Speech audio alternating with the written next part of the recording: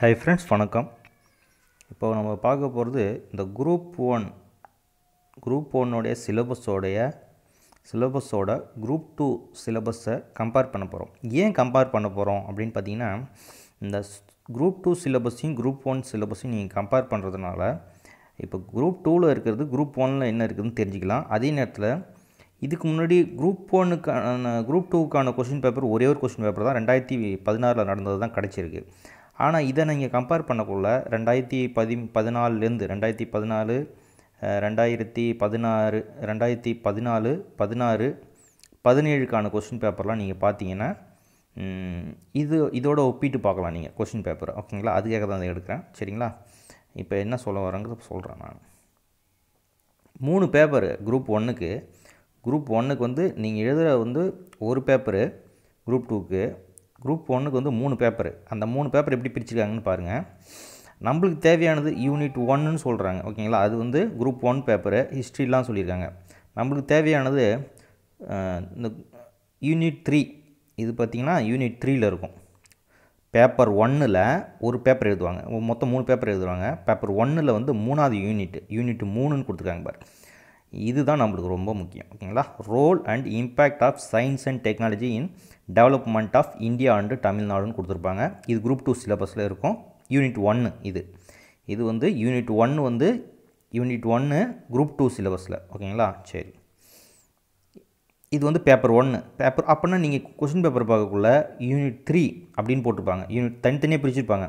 இப்போ கொஷின் பேப்பரில் வந்து ஃபஸ்ட்டு பேப்பர் நடக்குதுன்னா அதில் எல்லாத்துலேயும் வந்து யூனிட் 3ன்னு கொடுத்துருப்பாங்க. அதில் இருக்கிற விஷயங்களை மட்டும் நீங்கள் பாருங்கள். ஓகேங்களா? அது என்னென்னு அடுத்தது பின்னாடி சொல்கிறேன். ஓகேங்களா?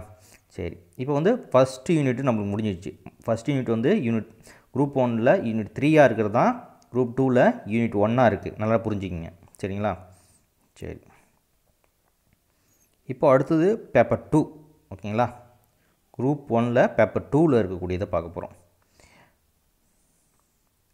இது ஃபஸ்ட்டு தேவையில்லை, ஃபஸ்ட் யூனிட்டும் தேவையில்லை, செகண்ட் யூனிட்டும் தேவையில்லை. தேர்ட் யூனிட் நல்லா நம்ம வச்சுங்க. இதுலேயும் தேர்ட் யூனிட் தான். தேர்ட் யூனிட்டில் administration of union states with special reference to Tamil Nadu and இந்தியான்னு அதில் கொடுத்துருப்பாங்க. ஓகேங்களா? Special reference to Tamil Nadu and India. ஓகேங்களா? சரி, இதே சிலபஸ் தான் அதுலேயும் கொடுத்துருப்பாங்க. ஓகேங்களா? இதே சிலபஸ் வந்து குரூப் 2ல் இது செகண்ட் யூனிட்டாக வரும். ஓகேங்களா? செகண்ட் யூனிட்டில் குரூப் 2ல் செகண்ட் யூனிட்டு. சரிங்களா? இதுவும் கவர் ஆகிடுச்சு. இப்போ அடுத்தது பேப்பர் 3. ஓகேங்களா? பேப்பர் 3ல் வந்து இதுலேயும் யூனிட் 1 வந்து யூனிட் 1ல் வந்து கரண்ட் அஃபேர்ஸ் கொடுத்துருப்பாங்க. நம்மளுக்கு கரண்ட் அஃபேர்ஸ் இருக்குது. ஆனால் இதில் சொல்கிற கரண்ட் அஃபேர்ஸ்லாம் வராது மேக்ஸிமம். ஓகேங்களா? அவார்ட்ஸ் அது இதுன்னு வரும். இதெல்லாம் தேவையில்லை. ஓகேங்களா? சரி, வெறும் கரண்ட் அஃபேர்ஸ் தான் கொடுத்துருப்பாங்க. அதை பற்றி நான் முதல்லே போட்டிருக்கேன், எப்படி கரண்ட் அஃபேர்ஸ் படிக்கணும் அப்படிங்கிறத பற்றி. சரிங்களா? அடுத்தது யூனிட் 1 யூனிட் 3. ஓகேங்களா? யூனிட் 1ஐயும் பார்த்துக்குங்க, அதில் என்ன கரண்ட் அஃபேர்ஸ் கேட்குறாங்கன்னு முக்கியம். ஓகேங்களா? யூனிட் 1ம் தேவை. பேப்பர் 3ல் யூனிட் 1ம் தேவை. அதே நேரத்தில் எப்படி கரண்ட் அஃபேர்ஸ் கேட்டிருக்காங்கன்னு நீங்கள் பார்த்துக்குங்க. ஓகேங்களா? அதனால் யூனிட் 3ல் இருக்கக்கூடிய இந்த யூனிட் 3ல் இருக்கக்கூடியது தான் குரூப் 2வில் வந்து யூனிட் 3. ஓகேங்களா? சரி, இதில் யூனிட் 3ஆக இருக்கிறது தான் இதில் குரூப் 2லேயும் யூனிட் 3. ஓகேங்களா? சரி, 3 யூனிட் தான் அதில். இப்போ முடிஞ்சிடுச்சு. மீதி வந்து 4வது யூனிட் வந்து கரண்ட் அஃபேர்ஸ் கொடுத்துருப்பாங்க, 5வது யூனிட்டும் கரண்ட் அஃபேர்ஸ் கொடுத்துருப்பாங்க. ஓகேங்களா? சரி, அப்போ இதில் வந்து 3வது யூனிட் தான் நம்ம முக்கியம். எல்லா செக்ஷன்லேயும் 3வது யூனிட். ஓகேங்களா? அதுதான் நம்ம வந்து இப்போ குரூப் 2 சிலபஸில் பார்க்கணும். ஓகேங்களா? எப்படி பார்க்குறதுங்கிறத இப்போ அடுத்த இதில் சொல்கிறேன்.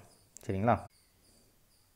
இது வந்து 2017ஓட குரூப் 1 சிலபஸ். ஓகேங்களா? இதில் நம்ம குரூப் 2க்கு இது கவர் ஆகுதுங்க இப்போ பார்க்க போகிறோம். ஓகேங்களா? நான் எப்படி சொன்னனோ அதே போல். இப்போ நம்மளுக்கு தேவை யூனிட் 1 தேவையில்லை. பேப்பர் 1ல் இருக்குது. இது பேப்பர் 1. இந்த பேப்பர் 1ல் யூனிட் 1 தேவையில்லை. ஓகேங்களா? யூனிட் 1 நம்மளுக்கு தேவையில்லை. ஓகேங்களா? சரி, அதே போல் யூனிட் 2வும் நம்மளுக்கு தேவையில்லை. ஏன்னா நம்ம முதல்லே பார்த்துருக்கோம். ஓகேங்களா? யூனிட் 2வும் தேவையில்லை.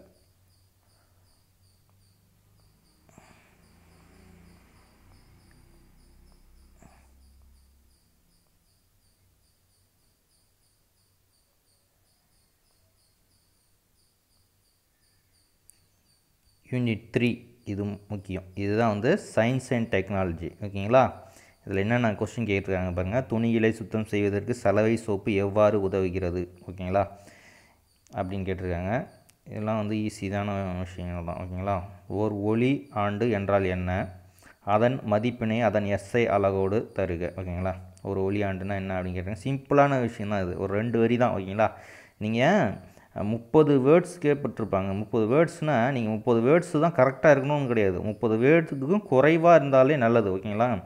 இது ஒரு 24 வேர்ட்ஸ் இருக்கணும், 25 வேர்ட்ஸ் கூட இருக்கலாம். ஓகேங்களா? அதனால் ரொம்ப எக்ஸாக்டாக இருக்கணும்னு அவசியம் இல்லை. அதே போல் 30 வேர்டுக்கு தாண்டி இருக்கலாமான்னா கொஞ்சம் தாண்டி இருக்கலாம், ஒன்றும் பிரச்சனை இல்லை. ஓகேங்களா? சில நேரத்தில் எழுதலாம், ஆனால் ரொம்ப பெருசாக நீட்டமாக எழுதாதீங்க. ஓகேங்களா? சரி, ஏறக்குறைய இருக்கணும், கரெக்டாக இருக்கணும்லாம் கிடையாது. ஓகேங்களா? சரி. ஒரு இணைத்தட்டு மின்தேக்கினது மின் தேக்கு திறனை ஓகேங்களா பாதிக்கும் காரணிகள் யாவை? What are the fact affects capacitance of the parallel plate capacitor அப்படின்னு கேட்டிருக்காங்க. ஓகேங்களா? இதெல்லாம் வந்து சயின்ஸ் கொஸ்டின். ஓகேங்களா? நீங்கள் பார்த்துக்குங்க. ஓகேங்களா? அப்படியே ஒரு ஓட்டுறேன் நான், என்ன கொஸ்டின் அப்படியே பார்த்துக்குங்க. செல் கோட்பாடு என்றால் என்ன? அக்கோட்பாட்டை முன்மொழிந்தவர் யார்? இதெல்லாம் ஆன்சர் பண்ண முடியுதான்னு பாருங்கள். ஓகேங்களா? அதுக்காக தான் நான் சொல்கிறது. இதெல்லாம் ஆன்சர் பண்ணி பாருங்கள், எழுதி பாருங்கள். இதுக்கு உயிரி ஓகே, அப்படியே பார்த்துக்கிட்டே வாங்க. உங்களுக்கு தெரிஞ்சதை நான் வந்து இதில் வந்து இந்த பிடிஎஃப் வந்து உங்களுக்கு டெலிகிராம் குரூப்பில் போட்டு விட்றேன். ஓகேங்களா? போர் எஃபெக்ட் கேட்டிருக்காங்க. கோடான்கள், ஆன்டி கோடான்கள். ஓகேங்களா? வாட் இஸ் ட்ரக் அப்யூஸ்ன்னு கேட்டிருக்காங்க பாருங்கள். அமீல மழை வரையிற இப்படி தான் கேட்பாங்க. ஒரு வரி தான் இருக்கும். ஓகேங்களா? அதை நான் முதல்ல சொல்லியிருக்கேன். நான் ரொம்ப நீங்கள் எதிர்பார்க்காதீங்க. ஓகேங்களா? சில அந்த 3 மார்க் கொஸ்டின் இதெல்லாம். சரிங்களா? இதெல்லாம் ரொம்ப டெக்னிக்கலாக இது வந்து கம்ப்யூட்டர் சயின்ஸ் சம்மந்தமாக கேட்டிருக்காங்க பாருங்கள். அஸ்கி இதெல்லாம் கேட்டிருக்காங்க. சரி, அடுத்தது பிரிவு பியில் கேட்குறாங்க பாருங்கள். பிரிவு பி. ஓகேங்களா? நம்ம சொன்னதுலையே இதுலேயும் வந்து நம்மளுக்கு தேவையான பிரிவு பியில் வந்து எத்தனை மார்க் கொஸ்டின்? 8 mark question. ஓகேங்க, 15 × 8. ஓகேங்களா? 8 மார்க் கொஸ்டின். ஓகேங்களா? 15 8 மார்க்கு. யூனிட் 1 நமக்கு தேவையில்லை. இப்போ யூனிட் 2வும் நமக்கு தேவையில்லை. இப்போ 8 மார்க் கொஸ்டின் எப்படி கேட்குறாங்கன்னு பார்க்கலாம். யூனிட் 3. ஓகேங்களா? குறைக்கடத்திகள் பயன்படுத்தப்படும் பி வகை மாசுக்கள் 2 குறிப்பிடுக.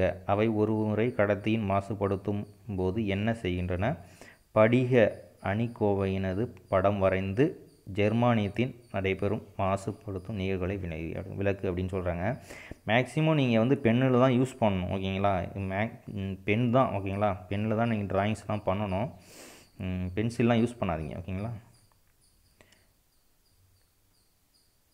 கார்போரண்டத்தின் தயாரிப்பு மற்றும் பயன்கள் எழுதுக அப்படின்னு சொல்லியிருக்காங்க. கார்போரண்டத்தோட பயன்கள் மற்றும் தயாரிப்புகள். கார்போரண்டம் எதுக்கு பயன்படுதுன்னு நீங்கள் எழுதணும். ஓகேங்களா? பார்த்துங்க. ரெஸ்பிரேட்டரி கோஷன்ட் அப்படின்றாங்க. சுவாச மூலக்கூறு பொறுத்து மாறுபடுகிறது. சுவாச கோட்பாடு வரையறுத்து சுவாச கோட்பாடை பற்றி ரெஸ்பிரேஷன் பற்றி நீங்கள் எழுதுங்க. மேக்ஸிமம் அது போதும்.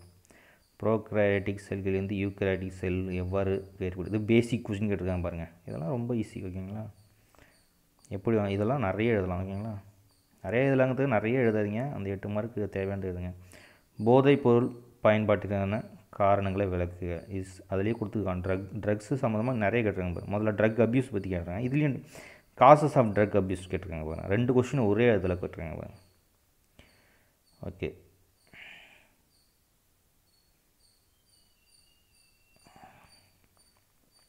அவ்வளோதான் இதை பற்றி.